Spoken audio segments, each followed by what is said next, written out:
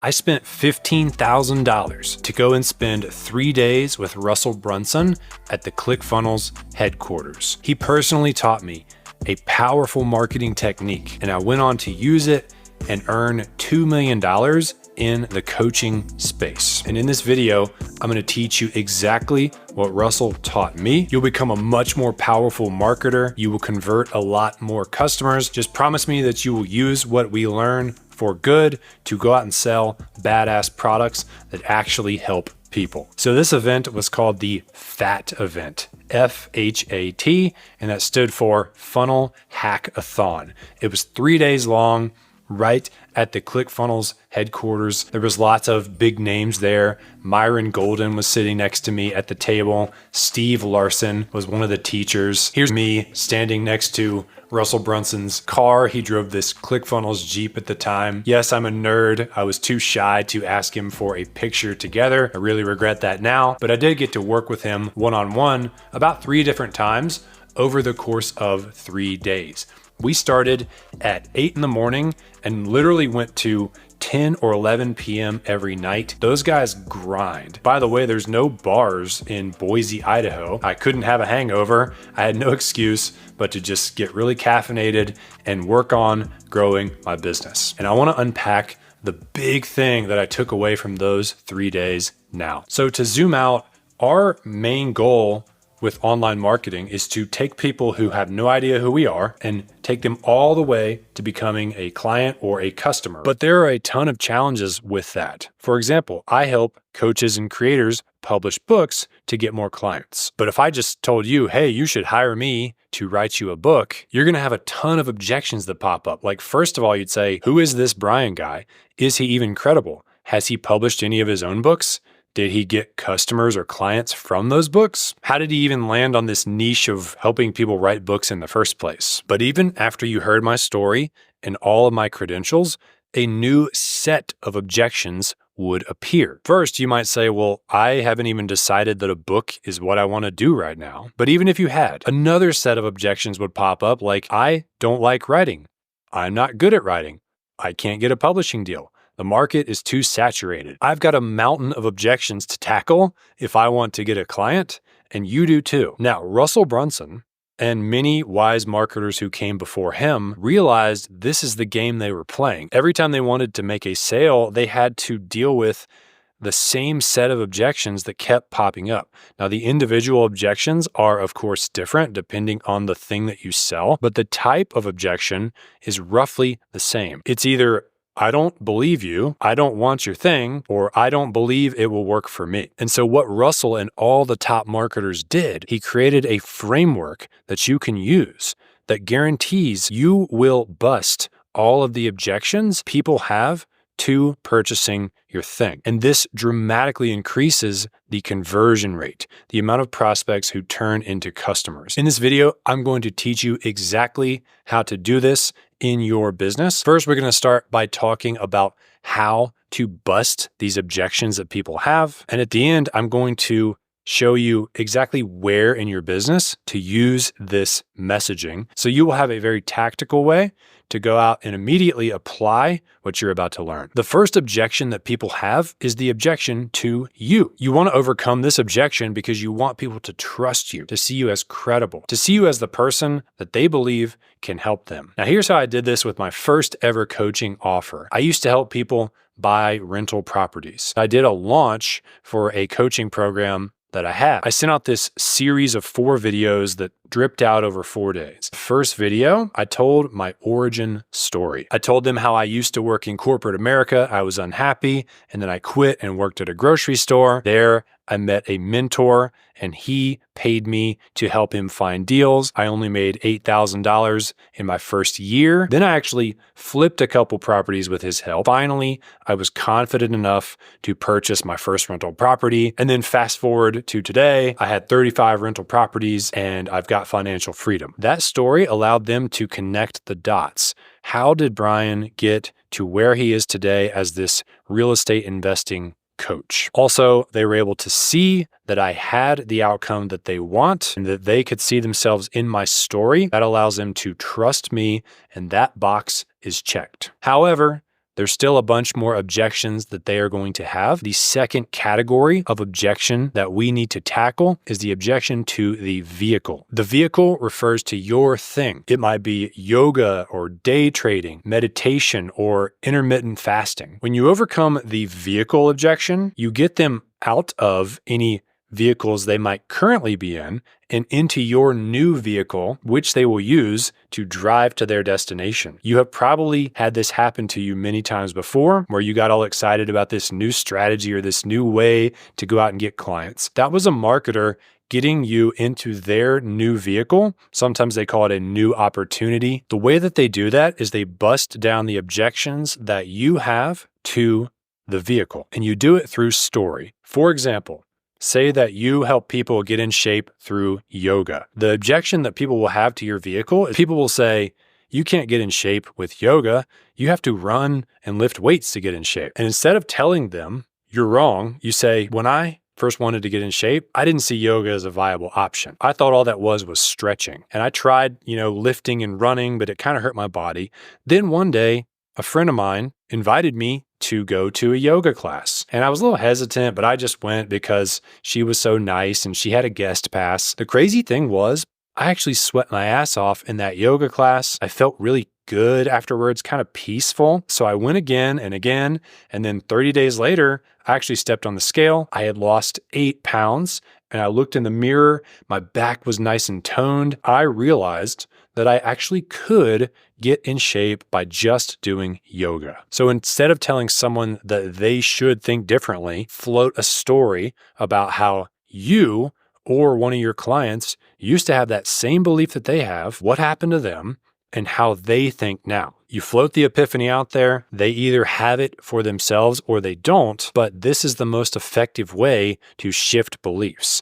It's not through saying you're wrong, you need to think differently. It's just this backdoor approach of telling stories about other real people, either you or someone else, and how they were in the exact same shoes that this prospect is in right now who doesn't believe, and then what happened to them and how they believe now. This is actually really powerful once you get it. Now, the third type of objection that we want to tackle is called internal objections. The value of doing this is it removes pesky, limiting beliefs that people have about their ability to get results with your thing. Like when I helped people buy rental properties, they would say, I don't know how to analyze whether a property is a good deal or not. I don't like negotiating. They'd have these internal beliefs about their lack of knowledge or skills that was going to prevent them from getting the result. Let's say you came to me and you said, I would love to have a book, Brian, but I don't like writing. In order to tackle that properly, I would say, I totally get that. I actually have a client. His name is Joe, and he does not like writing either. And he was not going to publish a book. Then I said, Joe, do you have like 20 minutes? We hop on a Zoom call and I do a screen share and I show Joe his own YouTube channel and I scroll the page because he has 300 or 400 YouTube videos that he's published. And I show Joe how he can actually grab the transcript from one of his YouTube videos and use AI to convert that into a chapter for his book. It can remain in his own voice and his book can get 80 or 90% of the way there using content he's already created. YouTube videos are content, books are content, and there's an easy way to take a video and turn it into a book. Once Joe saw that, he realized he didn't even need to like writing in order to be an author. He could actually do it his own way. Joe's objection is no longer relevant. And the goal there is for the prospect to hear that and say, I'm just like Joe. I could do that too. When they see themselves in Joe's situation, they see that Joe's belief got transformed, and then their objection is no longer relevant either. Okay, the fourth category of objection to tackle is the external objection. When you bust these down, it removes the final hurdles that are keeping the prospect's wallet in their pocket, and eventually they're just going to see that they have no reason to not move forward. External objections are objections to things outside of someone's control. When I help people buy rental properties, they would say, I don't have the money. And you can see money is something that is outside of the person. It is external. Whereas if they said, I don't know how to analyze a deal, that is internal. That has to do with their own skills. It's important to see the difference. For my book offer, people will say, the market's already too saturated. What's the point in me writing a book? And I'll say, I actually thought that too.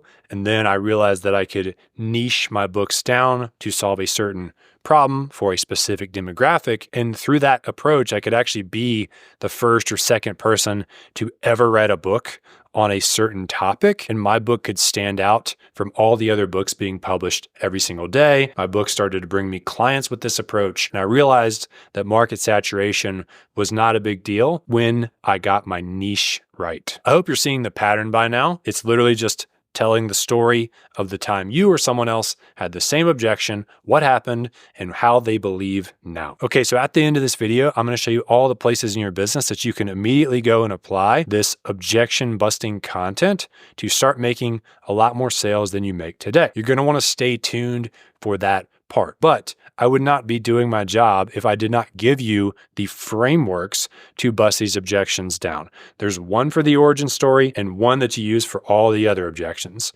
It's not as complex as you might think. You'll be able to screenshot the upcoming pages and then come back to them when you're making this actual content. Right here, you can see how to tell your origin story properly. And before you look at this and feel overwhelmed, I want you to know that this is the same framework that Hollywood producers use to make blockbuster movies like Star Trek, movies where you get really invested in the main character and their whole story, and you want them to win and to become someone new. This is literally how you do it. And if it's the best way to tell a story, why not use this to tell your own story? That's why Russell Brunson and all these marketers adopted it. You start off by telling your backstory. You lay out what you want, like on an external level, I wanted to lose weight. And on an internal level, I wanted to feel confident in my skin again. You lay out the other methods that you've tried before and you talk about how it went. Most of them probably didn't work. And then you go deeper. You talk about what motivated you to start on this journey in the first place, the challenges that you encountered. What were the stakes going to be if you were to fail? This helps people get invested in your story. And then who was the guide that helped you? Like I talked about how I found a mentor when I was at that grocery store who helped me invest in real estate. And then what was the new opportunity or the method that was birthed? What strategy or framework did you develop that helped you get the result? Talk about the results you got, talk about the results other people got, and finally, what was the achievement or transformation? So we go back to the internal game. And if you think about movies, like there might be a main character who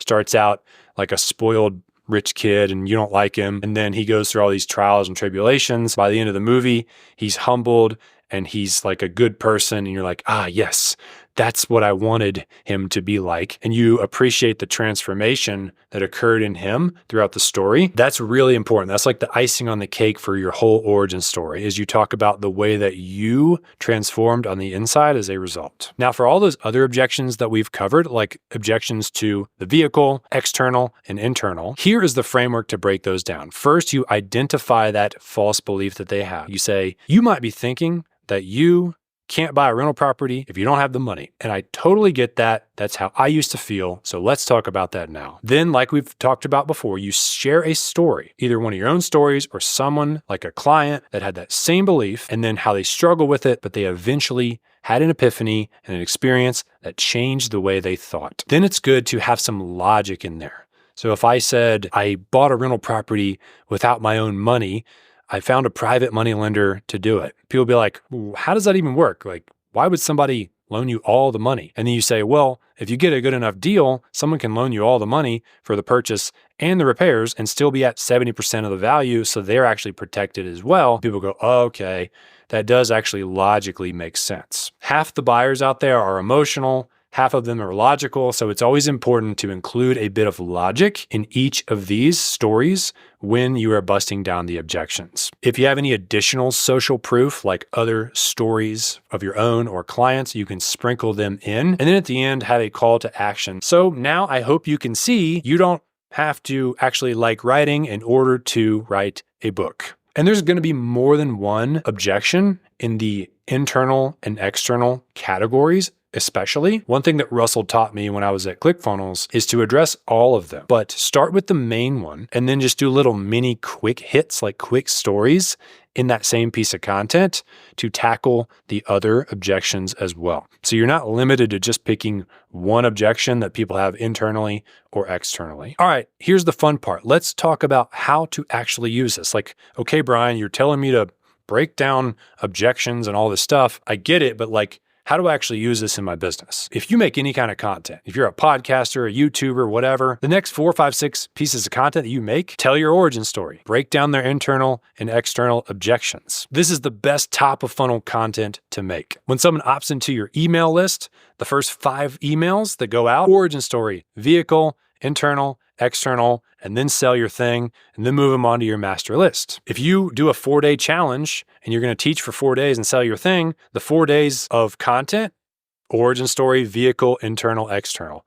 That's exactly what you teach right there. If you read my book, Get Clients with a Book, you'll see that the first 5 or 6 chapters are exactly this: origin story, vehicle, internal, external, beliefs. I'm busting down your objections. If you join my free Skool group, which you should if you want to publish a book to get clients, link is in the pinned comment, you will also see that the Start Here module contains these same things. An hour-long webinar is just these stories all crammed into one presentation. And if you sell an online course, the first 4, 5, 6 videos should be you telling your origin story and breaking down all the objections. If you don't clear up those false beliefs, you can't start telling people what to do. Those beliefs are like handcuffs that are preventing them from believing it's actually going to work. And notice that you aren't teaching in the content that breaks down these objections.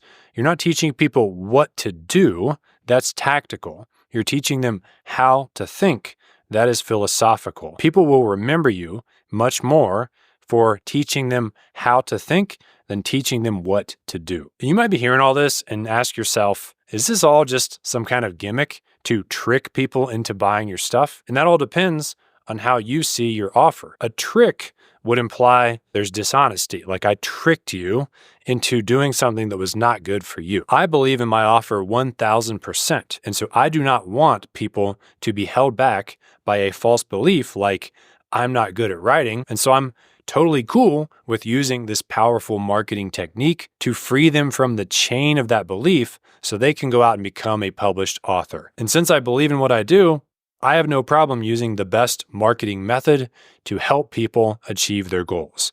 Now, if you have a shit offer that doesn't actually help people and you're just trying to make money, yes, of course, using powerful marketing techniques to get people to buy your thing is tricking them, it's deceptive, and you should not do it. But in that case, the marketing is not to blame and the product is. Now, the last and most powerful place to use everything we've learned today is in the one place that makes you the most money, and that is your offer. In Alex Hormozi's book, $100 Million Offers, he does a great job of breaking down how to actually address every objection that someone has via the deliverables that your offer includes. I created a masterclass based upon this book that breaks down every action step for you to take to construct an offer that is irresistible and that will cause people to take their wallets out. You can check that video right here, and I appreciate you watching.